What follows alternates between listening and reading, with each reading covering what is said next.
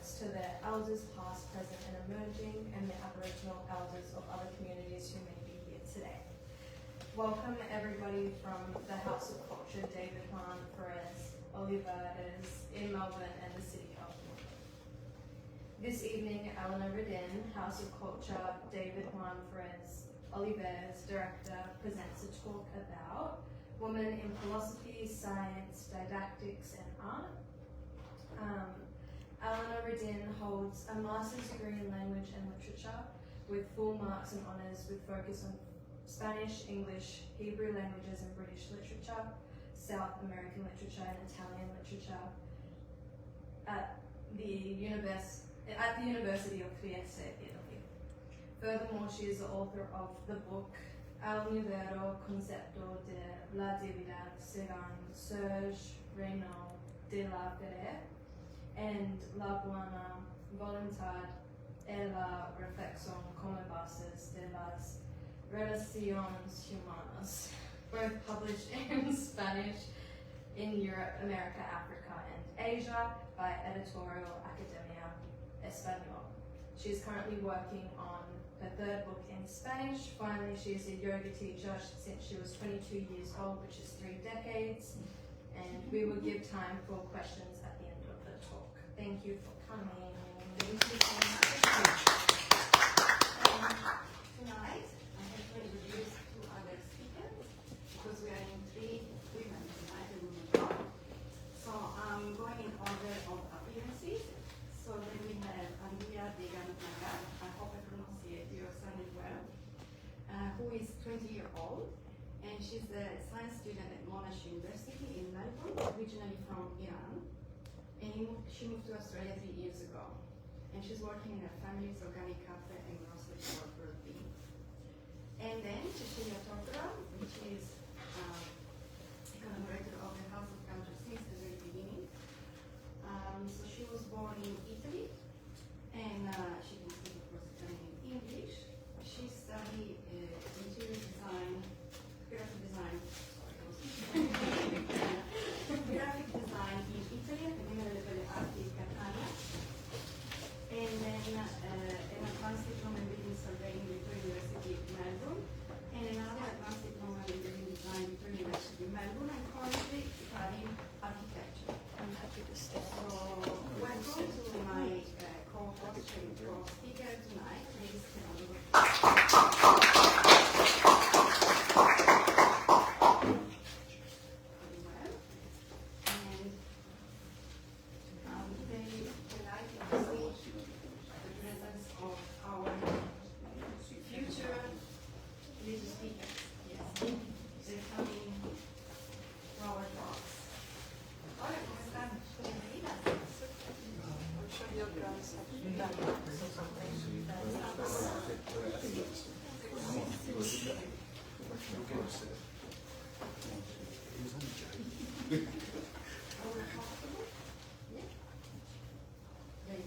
So tonight, I'm very excited because this topic has attracted a lot of people. Before COVID, we had 20 people coming to talks. Some of you were here with us and some are new. And finally, people are getting together again. So in presence, which I love, more than Zoom or online. I very much love to share whatever I can share, like what I studied, with all my passion and love. And but what is more important is that here tonight we are in 3 speakers, and we share the love for knowledge, and 3 of us are women. And so each one of us is going to deal with a particular part of the talk.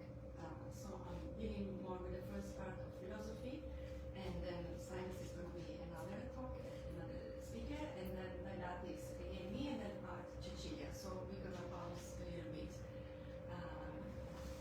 our interventions. So not to take away any further time, let's give a start to the talk. So I don't want to hide the books because we've got a lot of books. Did you see all the books? We've got some in Spanish, in Italian, in English. Anyway, so we start with philosophy. Philosophy is a subject that I realized here in Australia is not very much studied, but back in Europe, of course, we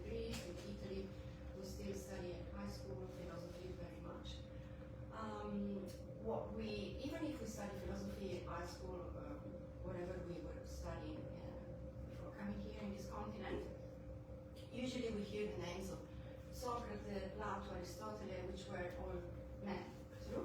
So the Greek tradition, or maybe even the Arab tradition, Ibn Arabi, mainly are men philosophers. But, so it's a little bit the untold story. This doesn't mean that women were not philosophers, even back in Greece, or during then the Roman time, or even the Middle Ages, and so on and so forward. So I'm trying to pick back from history names, and then we can study more if you want about these women. In particular, of course, I had to pick some. I can't talk about all of them.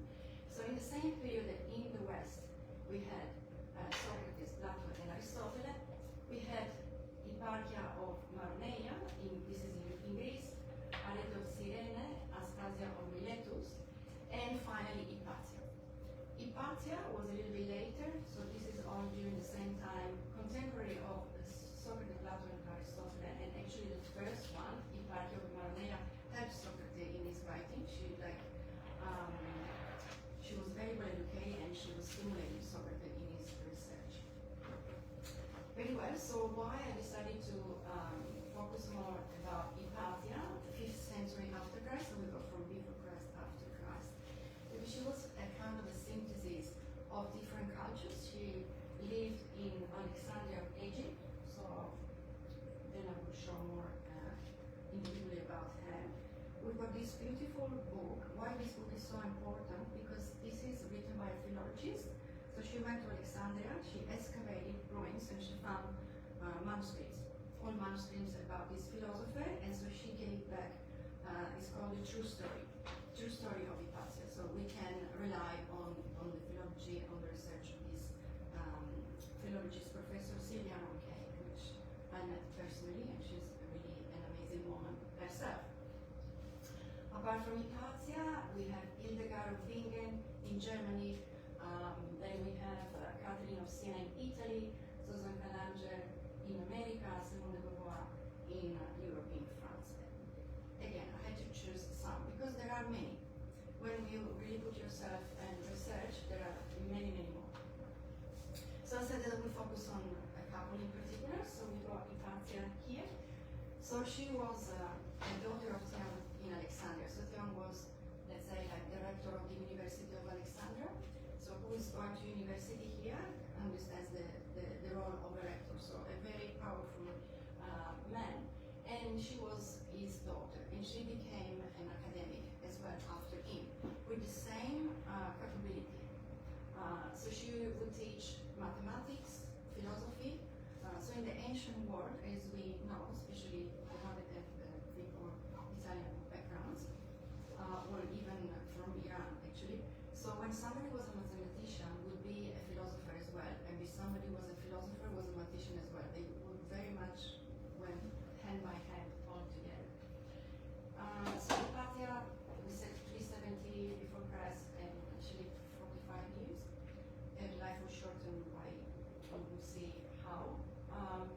So she was an astrologer, mathematician, expert in Greek, very important, that part.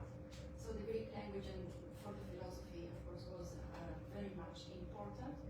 And geometry, here are some of her books titles. So if you're interested, you can read commentaries of Ptolemy's astronomical tables. And what is that? Ptolemy was, of course, a mathematician and an astronomer. So she would figure it out. So we're talking about 5th century after Christ.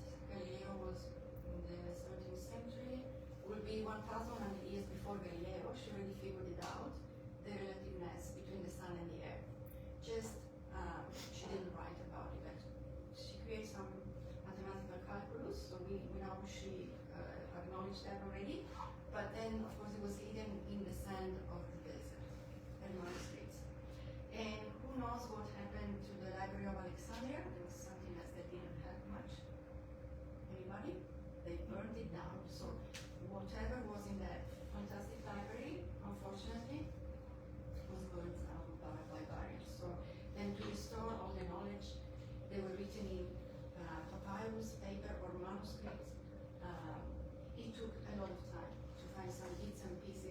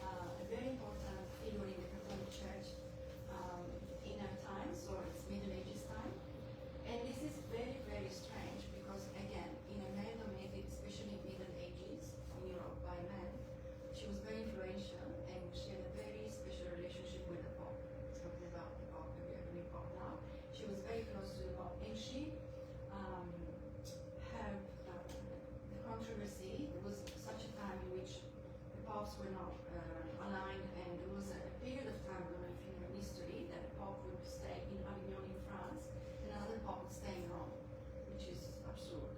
And she was able to bring back the Pope back to Rome and let's see, like unify all of that in the church and write dialogue of divine providence. So apparently she had visions. Nowadays with science we can study a bit more all of these, like let's say ecstatic visions or let's say having a way of dealing with the divinity more scientifically. In those times, in religion terms, they were called visions. And with these visions, she would describe the visions and write about them. But very much respected. Very, very, let's say, difficult for those times. See what happened to Hypatia, they killed her. So this one was very much respected. Instead, then in America, to go to another continent, Susan Calanger, very much later, so we're going from 14th century to 19th century, so I skipped 500 years for the time of tonight. So she basically studied in Harvard University, and again, end of 19th century, probably in Harvard University there were not many women. Nowadays there are many more. Harvard University, America, Susan Calanger was able to become an academic as well. So from being student to being professor, there's a long road to let's say walk on. So she was able to become a professor, and one of her main work is philosophy and Yuki, which is a study of symbolism. And this is very interesting because a philosopher would search how a symbol, which is more a part of an art, a curriculum, would change our brain. So when we all look to a symbol or a work of art with symbols, and I've got here one for you to look at,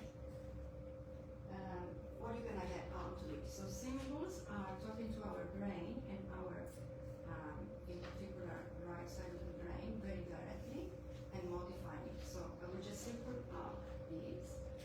You can read the title is in Spanish. In English we'll read the Hindu woman. You can pass it through, and this is what she was doing. So she was studying how a symbol can influence our mind. So from a philosopher, she was crossing, of course, the art knowledge as well. And she's very famous amongst artists because of that. So she would try to explain, okay, maybe I should go one step back because she didn't hear to it, because maybe philosophy is not the word that's familiar for everybody. So philosophy from the Greek means the thirst for knowledge. So how we get to know something, okay? Logos could be translated, help me Sura if you want, like word or idea. And philo is love, so the love for the knowledge, the love for the word. So philosophy is a science, philosophy is a way, a tool in which we investigate things. So maybe at school your teachers are asking you a question, how do you know this, how do you know that? Well then, how do you know this, how you get to understand something new is philosophy. Yeah? So when you're asking yourself a question, let's say we can ask ourselves who I am, where I'm coming from, all this is philosophy. So we try to understand things multiply. Very, very simple. Explanation. Very well, so philosophy as a new key is exactly about the symbolism and how we get more than symbolism, the symbols. And she was the first woman in American history to have a career in philosophy. Not easy at Harvard. Again, another male environment. Predominant male environment. So here we are. All of these that I'm mentioning to you is taken by different books. So, because somebody can, of course, question, how do I know all this? Because I read a lot of books. So we've got books here that are, as I mentioned to you before, in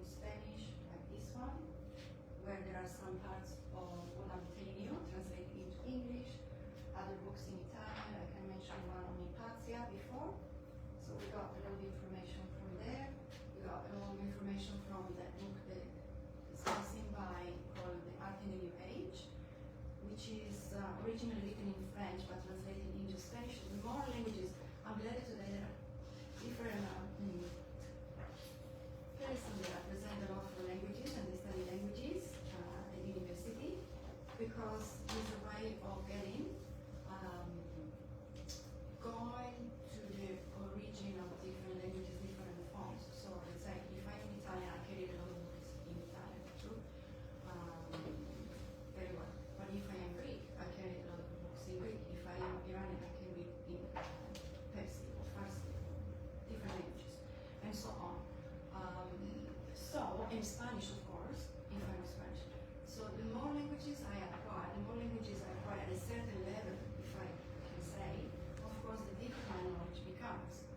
German, I will speak about German. So there are people here that can even understand books in German. And it's not difficult to understand that what is written in German is not all translated into English or Spanish or French. So if I acquire directly the knowledge from the original books in the original language, I will know more too. So this is a bit of a push for the School of Languages, that if you learn English, Spanish or Italian. And then the last philosopher, before we change the subject, would be Simone de Beauvoir. Okay, I studied a little bit of French, not much, so pardon my pronunciation. She was French. She studied at Sorbonne in Paris, again. Another woman that entered a predominant male environment. She met Jacques Rousseau, who would be her life companion. And of course she was influenced by him, but she was herself too. She was her own philosopher too. What she wrote was The Second Sex. So here we're talking about 1908, 1986, prospect of our times. And why she decided to write a book called The Second Sex. Guess who is the second sex?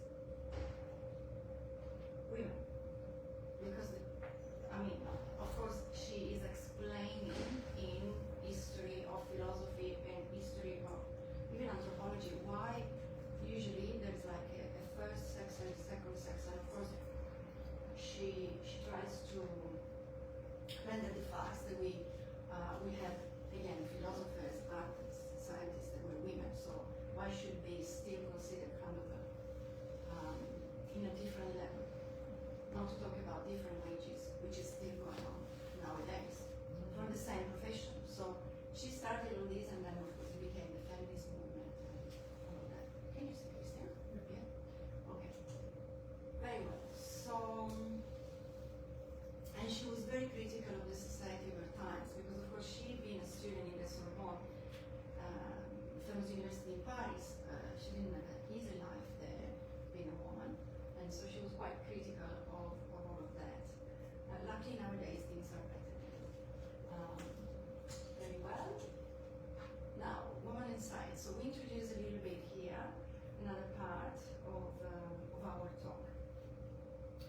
So, if I say science, which names come into your minds? Even you can say a name, scientist, if you think about anybody. Whatever scientist, Einstein, Einstein. Galileo. Newton. Madame Curie. Madame. Okay, Yes. thank you. But the first couple of, at the top of our minds is The man. the man. Very well. So what's happened? Women, of course, even with science, because science involves, let's say, imagine a doctor, female, like you need to study anatomy, you need to size the body, you need to really go with your hands dirty. It wasn't so easy for women in history. So what happened? Before the Middle Ages in Italy, we will go out through there. There was a period in time in a particular city, Salerno, which is south. Again, the more mix of culture, the better, because usually it opens the mind. So there was I'm going skipping this. I'm going to Trot of Salern. Trot of Salern, 10th and 11th century in Salern, which is again Italy. She represents like the synthesis of different words: Arabic, Hebrew, Latin, Greek. They were friendly, sharing the university time.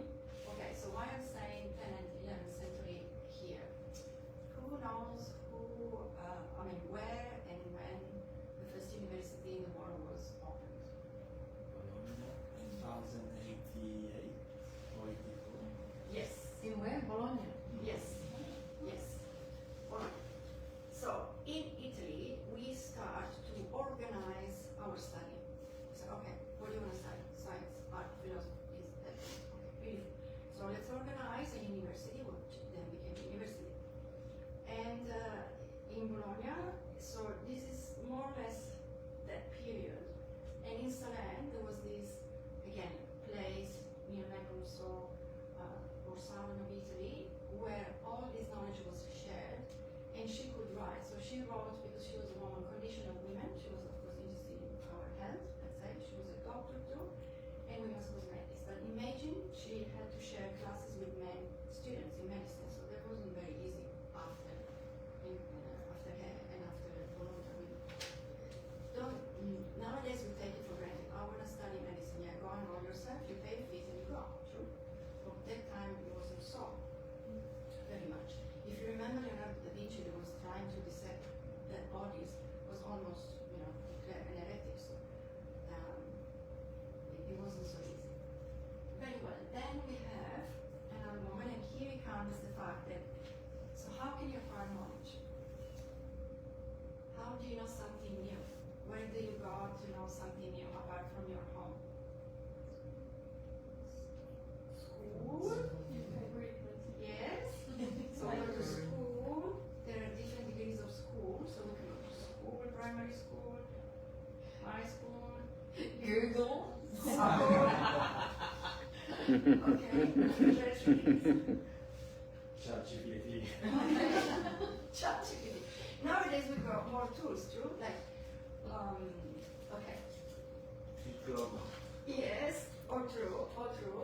I very much encourage still to go to libraries. Why? Because Google, unfortunately, sometimes is not always double checked and correct. Yeah. So you can have an idea to start a research.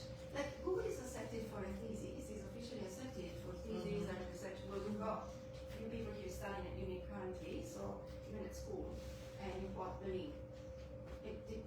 Whatever it is, fine. But still, we have to say, for our thesis, like our professors, I don't know here, but back in Europe, they wouldn't like to have a long list of websites. They really want you to read books from page 0 to page whatever it was, the end. And there is very much a reason for that. Anyway, so how do you acquire knowledge? Either you are going to a university, if you're lucky, like we said before, La Sorbonne or Bologna or Alexandria of Egypt. Doesn't matter which period in life, if you're in university, go there. Okay, very much.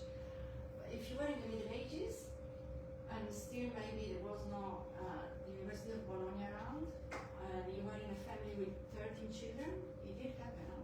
It still happens in my grandparents' time. What would you do? Would you go? Become a nun, because in the monastery you have time and books to read and study, so you would become, a certain, very well-educated woman. So Elena of Bingen, 11th century in Europe, in Germany in particular, was one of them. And she is an example of science, philosophy, art. So art, she was drawing in the manuscripts, all those beautiful little graphics that you find, the original manuscripts thousands of years ago. In this case, 1,000 years ago. She would do that, but she would study science. And interestingly, she was the first one. Nowadays, that we're going back to natural medicine, medicine with plants, medicine with elements like mud, and very much the Hippocratic way, which would say go out, take some air, sun, water, all of the four elements. She distinguished, like studying all these, different personalities. So not all of us are the same, and we react in different ways. So she would define for the first time melancholic, choleric, sanguine, and phlegmatic temperaments. Temperament is the better word. Okay. So according to which temperaments, then you react in different ways on different therapies, and she would very much use herbs. Very well. And now it's your turn.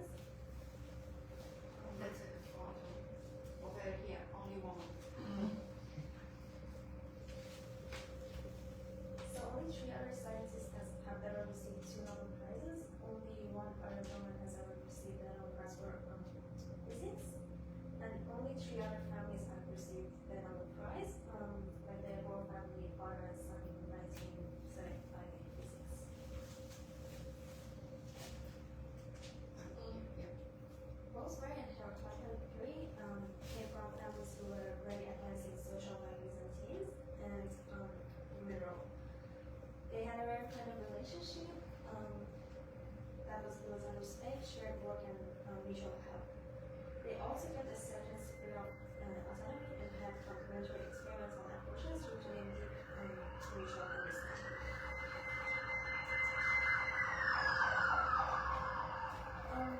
Mary herself developed training with Louise herself, which was a mobile X-ray unit she helped design and build.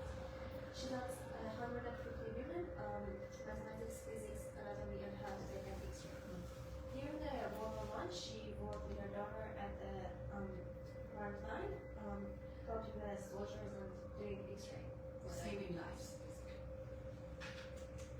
Also, her and John Payne and Paul Langley both encouraged the students to do experiments, formulate hypotheses, and answer scientific questions. As Marie Curie herself once said, this small world would just learn how to read and write, has every right to experiment, build equipment, and try reactions. Thank you. So we can invite you to do more experiments at school. You can go and say, we heard about Marie Curie, she was doing experiments with children. She was doing experiments with children so you can understand them.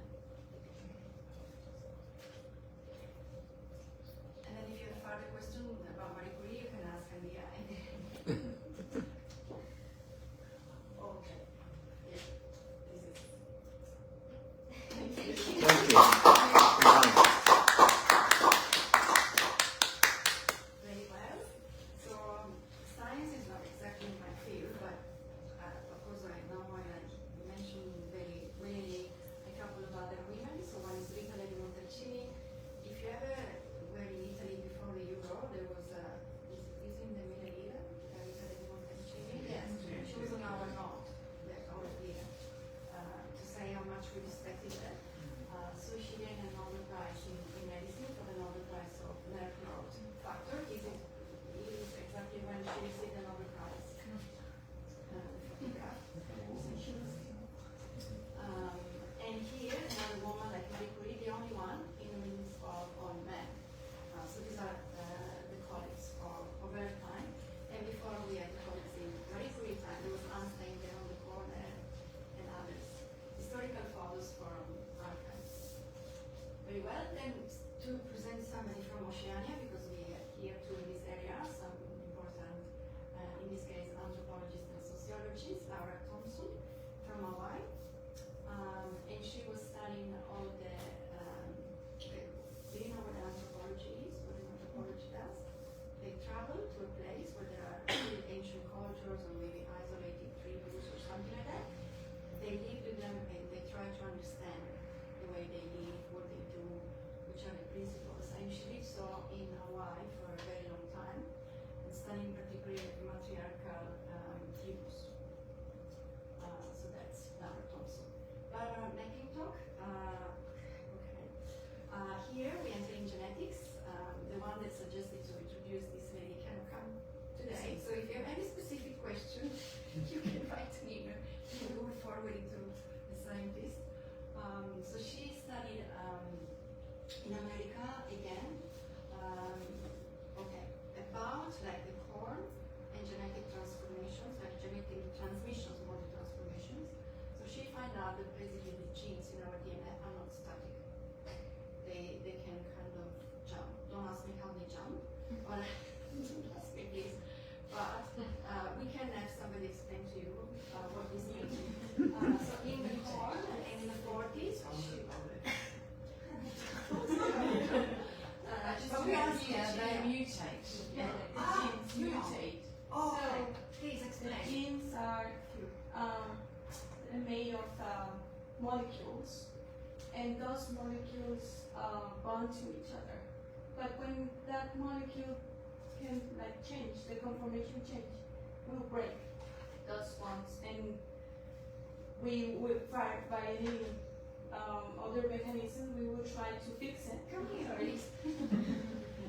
So our body will try to fix whatever is broken in the genes, and by fixing it, will induce or will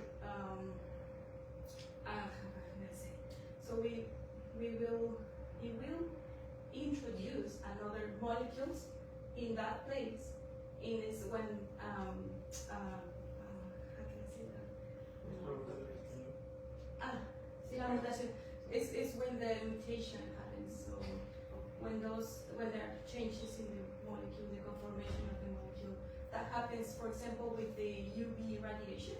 Okay. So that's why here in Australia, the melanoma is a very, very big problem, because there is no ozone cape in the sky.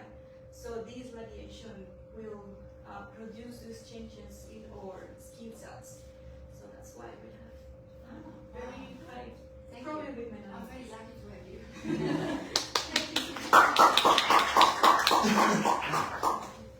Thank you so much. Vandana Shiva, this is a bit easier for me in Asia. So she is still living, currently living from 1952 onwards. Okay, she's a scientist, but very much an activist, an ecologist, environmentalist. So what happened? She's a physicist, and she decided in her culture in India, because she grew in a family of farmers with a love of nature, to preserve the seeds of different plants. So foreseeing that in the future we can destroy all our plants and the seeds, she started to create like a database of seeds. And she's very much active in all that. I even was her interpreter for one conference years ago, an amazing person.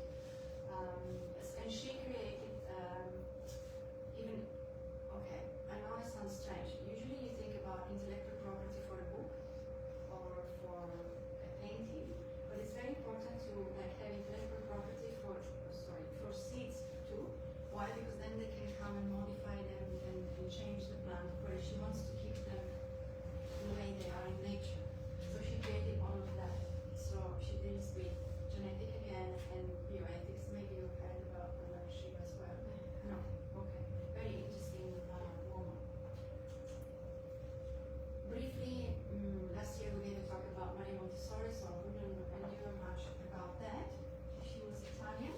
A lot of Italian, sorry, because I'm Italian, of course I got more. Again, it's about the font, so I've got more information about Italian books, but we are a little bit everywhere, as you know, we navigate the continents and we settle everywhere. So this book in English is The Absorbent Mind, Maria Montessori, very recommended book to read. She was a doctor and then pedagogist, but originally a doctor. And being a scientist, so this is between science and didactics, being a doctor, she was able to understand children. She started to, first of all, look after children that had some particular, of course, disease or problems. And trying to help them heal, she found out that it's very important to observe, first of all, observe phenomena, observe children themselves, and make them do something, not just sit there hours and hours as we do nowadays in school. People are sitting, listening, boring. No, make them do something from little, and this is very helping the thirst for knowledge, to want to put something into practice, even if it is a very simple law, like throwing an egg, pull from up down and see what happens. So they understand, they can associate in the life about the law, or particular phenomena, or whatever. And of course you have heard about the Montessori schools around the world. Very well, so now I'm very excited to present you Maria Montessori about didactics. She's currently living 1953 because she's one of our founders of Magna Fraternitas Universalis, which is our foundation here. She's Peruvian, and today is her birthday. So all of these happen because she's our founder. Today is her birthday, and she's very much loved all around the world in 20 countries. And she was an exceptional woman. So she was born in Peru, where she speaks Spanish, but not only Spanish, French, English. So to summarize her life, it's a task. I tried to select from an official curriculum something, so I'm just going to tell you, she traveled along, we're talking about back in the 70s, because of course she was a young woman, a mathematician, accountant. She started traveling herself along America and establishing this new method, which is unique, this didactic method, this foundation unique. She would go along, talk with municipalities, talk with governmental authorities, and convince everybody to open up school and get the funds, and all one person.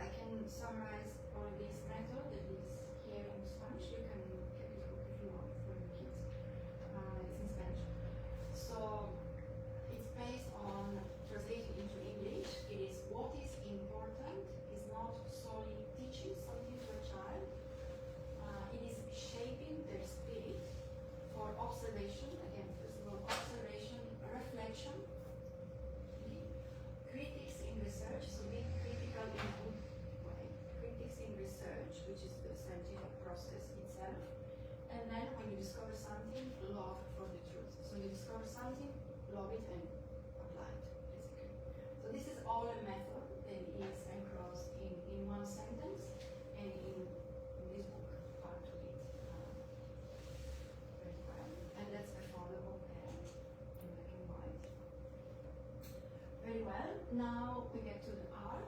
So Cecilia will be ready. So a very basic introduction about art in history and women in art, of course. We've got this quote from Pliny the Elder, the Roman author, and thank God we have this quote from Pliny the Elder, because then we know that some of these names were true and really existed, some of these artists, women. So we've got Timarete, we've got Diana of Ephesus again in Greece.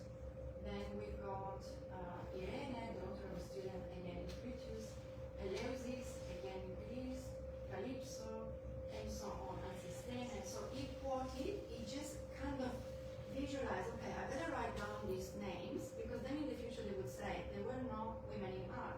So I better write them down now. So luckily we've got this quoted here from Pliny the Elder, an historian. And then in the Middle Ages, what happened, as we said before, with Catherine of Siena, or with the other abbess in the church, or nuns, the hierarchy in the church, they were going to of course, the monastery to study. So either you were back in Greece sometime in the past, before Christ, or you were in a monastery trying to pick basically some manuscript or the Bible or something like that. So it was mainly religious art. Sorry, I almost forgot about one of my favorites. So before we go to a different speaker, so I have to say, where is it? Can you pass me the book? So some years ago, honestly by total chance, in New York, I was there when this exhibition opened, and it's called She Who Wrote. So, did anybody know that the first person to write in the Korean War was a woman? So they proved that. So what happened? There was this exhibition in Morgan Library, JP Morgan Library. So this is an institution with a lot of funds. And they get together materials from the British Museum in London, from the Louvre, and from different museums in the United States, New York, Philadelphia in particular. And the result is this publication, and of course it was that exhibition. So back in time, we're talking about 2300 before Christ in Mesopotamia. So Mesopotamia, I got this map, I like maps, so you can indicate where we are talking about.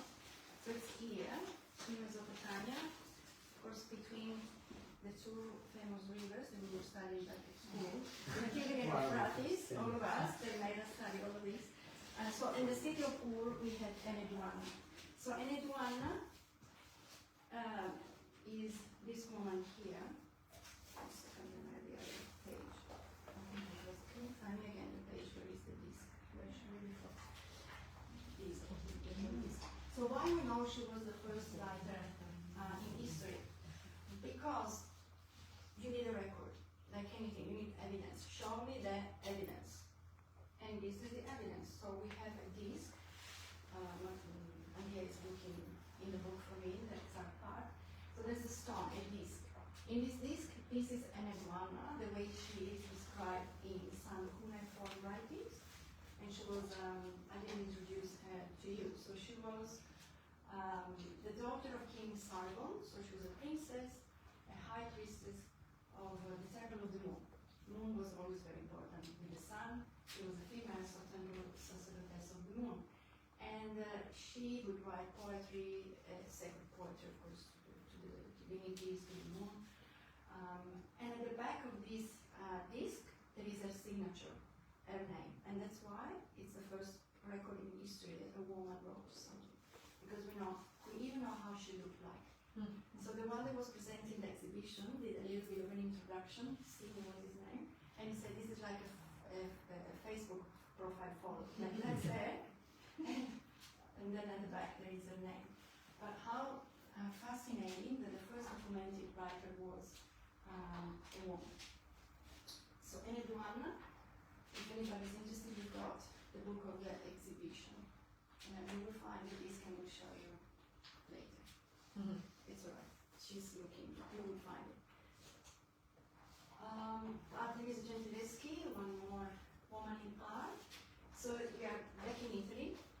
in the Baroque style. So she had Caravaggio as a master. Have you heard about Caravaggio? It was a very important painter in Italy. So her father herself was a painter, he himself was a painter, and he entrusted her to different masters. He didn't just want this very talented daughter to study with him. He entrusted, I'm going to skip a part of the story because there's chickens here, but basically she suffered something. And but she gained courage in all of that, and she specialized in strong female figure.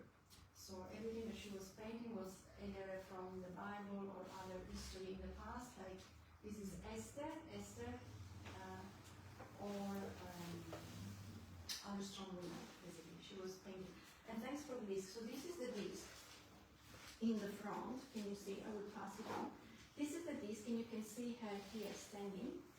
It's like a procession for an offering in a temple, and at the back, in cuneiform writing, you have to trust the historian, like the philologist that translated it, that this is an I cannot translate cuneiform. But this is what they explain here. So we trust of course, always the people that the knowledge for it.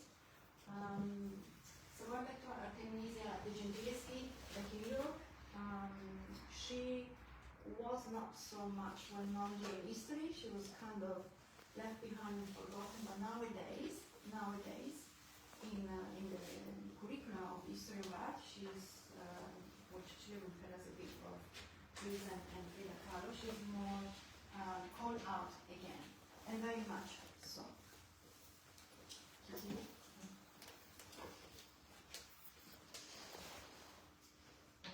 Oh, sorry, Mary Shelley. We can talk about Mary Shelley later because it's a little bit less talk about Frida Kahlo.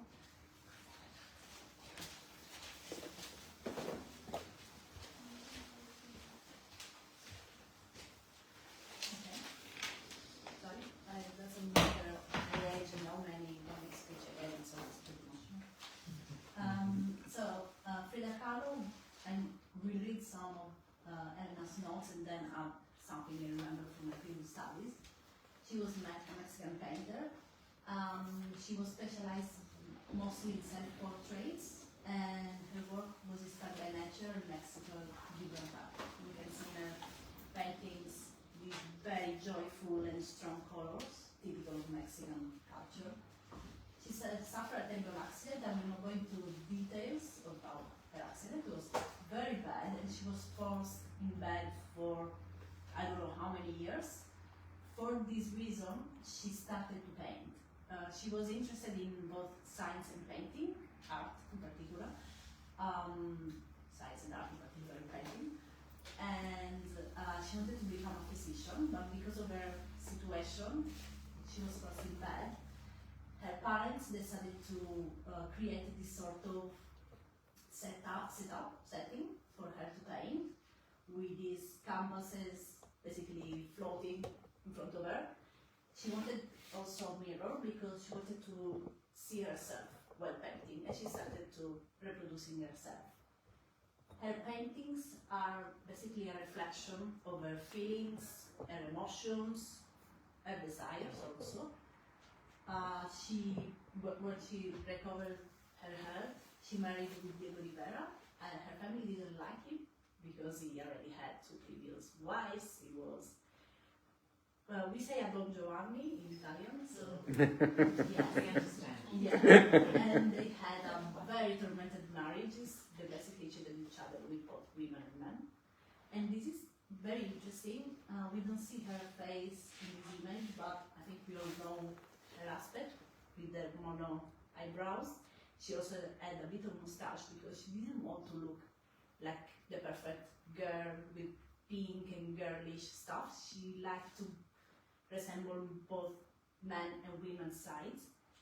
And this is very interesting because today we talk about gender diversity and all this stuff, but she was 1907, 1954, so pretty before today. I don't know what to say.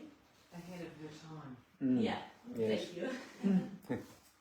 And another interesting part of her life is that because of her bad accident, she couldn't be able to carry a pregnancy to the end, and she really did want to become a mom and have kids. This was a very painful thing to digest for her, and she decided to express all her love towards animals. In her house, she created a sort of zoo, we can say, but animals weren't in a cage, they were free to walk, fly, and roam in her house, especially with monkeys. She really loved monkeys, and she expressed all her maternal love towards them.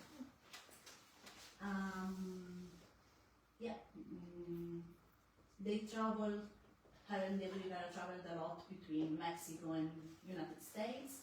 She didn't like to stay in the States. She found that their culture, the American culture, a bit close for her. So at the end of her years, at one point she divorced from Diego, and she came back to her home house where she painted her last paintings. So yeah, it's very interesting because everyone paints what they feel, and her paintings are very strong. I remember one in particular that is herself with the heart out of her chest, and to this art is connected to a baby because she really, really wanted to become a mom. And yeah, this was one of her ways of expressing her feelings, her pain, and everything. Yep. That's it.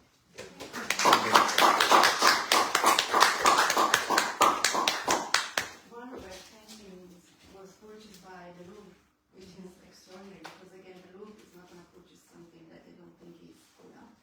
So she was able to get one of her paintings in the Louvre and had the prize.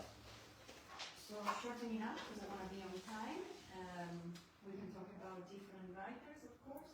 And here we have a book about Frida Kahlo, by the way. If you're interested, you can borrow it. So we mentioned that. And then about writers, well, going back to briefly, we have Stephen Mary Shelley. So Mary Shelley, who is familiar with Mary Shelley? Or maybe Shelley? Yes, my good crossing, yes. Frankenstein. So, and what is important of Frankenstein? Who read Frankenstein? So apparently it could be an horror story back in the 17th, 19th, let's say 18th century. But it's not just that. So what happened? Was it a competition between Yes, her and yes.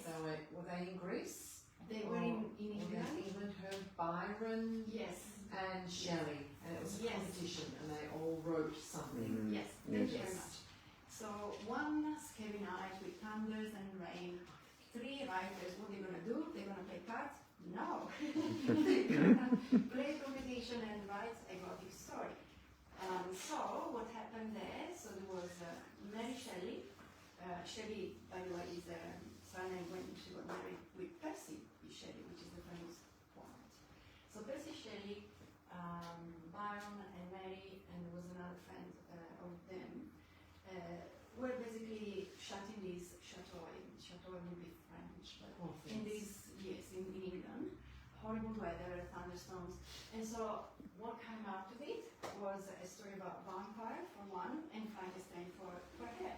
But why Frankenstein being a woman writing that was so transcendent is because it's not just about, let's say, reconstructed body, but this reconstructed body, this Frankenstein wanted to like denounce the industrial revolution and all the bad evils that were happening in those times. Because of course the pollution and poverty and lack of hygiene and all of that, and then there was all the quest about religion and science. So how can we give life to something, you know? So all of that quest was on briefly, and thank you for that. And it was during the Industrial Revolution, so there was a lot going on at that time. Yes, Yeah. and they were not exactly respecting health and safety those times, so a lot of people were killed by machines and And Well, children disease, were working in children factories. were working in factories, Yeah. so it was a denunciation of the time, reading in between the lines. That's a greatness. Then go a little bit forward, 1882 till 1941. Virginia Woolf, have you heard about her, I guess? So, Virginia Virginia Woolf, which is in big piece, the same photo. Again, very well educated woman. I skip very quickly, Mary Shelley. They were all very well educated, studied university. Most of the time in families where their families were already writers or philosophers, so in the, let's say, environment. So Virginia Woolf, why she's so famous and loved nowadays, she created, as James Joyce, but in a feminine version, the stream of consciousness. So expressing our thoughts without any limits and nothing in between the lines. All was coming out. And a lot of her novels, so one is Mrs. Dalloway, which is what happened in one day in Mrs. Dalloway's life, so like James Joyce with Ulysses. One day, what happened in that day, she did, of course they didn't know what they were doing. This is what is interesting a lot of time in history of art or philosophy or science. Different teams or different people discover the same principle, law at the same time. And they didn't communicate with each other. It's like humanity gets to an acknowledgement. So like James Joyce was writing in Trieste, my hometown Ulysses, she would write in England, Mrs. Dalloway, and they were doing exactly the same thing. And then they read each other's book, of course, and say, I was first, no, I was first. Anyway, but at least they were friends. That was the last bit. Okay, so, and she wrote these, I wanna, two more things before we go to questions. This is one of her books, A Room of One's Own. What do you think is about A Room of One's Own for Virginia Woolf? She had a family, she was married, she had a lot of friends, living a nice life apparently, but she wanted a room of one's own. She wanted a she shed. Yes. She needed a room in the house, so she said that she didn't want to be the angel of the house, you know, the angel of the home, the Bruce figure, the room, I don't know, romanticism or so. No, we need a room for ourselves where she could write, or somebody else can paint, or somebody else can Create like Marie Curie research. So let me just read these, chapter 5, page 79. I had come at last in the course of this rambling to the shelves which hold books by living, by women and by men, for there are almost as many books written by women now as by men. There you go. So that's Virginia Woolf for you in one line. And to conclude with Isabel Allende, probably you know of her. This is in English, so you can borrow it. This is one of her novels, Eva Luna, The House of the Spirits, and many, many more. Very much loved for you guys, I guess. You studied it. Io ho fatto la tesi di laurea su Okay. Do you want to come and Isabel say something? Allende. Ah, no, Okay, okay, so in the future, so we've got somebody that wrote a thesis about Isabel Allende here in South America. She's very much still living. I didn't put her in, but I wanted to mention her. So very much loved. She had a quite difficult life in Chile, South America. 1973, Pinochet came in and basically Allende was the president. He was booted out violently, and she was the daughter of the cousin of the president. So she was one of what you call now person of interest. So she had to disappear, run away as fast as the wind. And she went to Venezuela and then California. Nowadays she's still writing, she's still giving workshops. So very much hopefully she will come in Australia one day. And she created a style of writing very unique, defined magic realism. So she would put into what is realistic description, something that is not exactly realistic, like a vision or an intuition. So why I wanted to tell about her after Moulins and Virginia Woolf, because both of them were so sensitive, such a sensitive women and souls, and they created a very, very, very particular literature. So very much recommended to all of you. Very well. So if you have any question, I hope I'm on the dot. It's 7. I hope I'm in time. I don't have a watch, so I had to master the time more or less with intuition.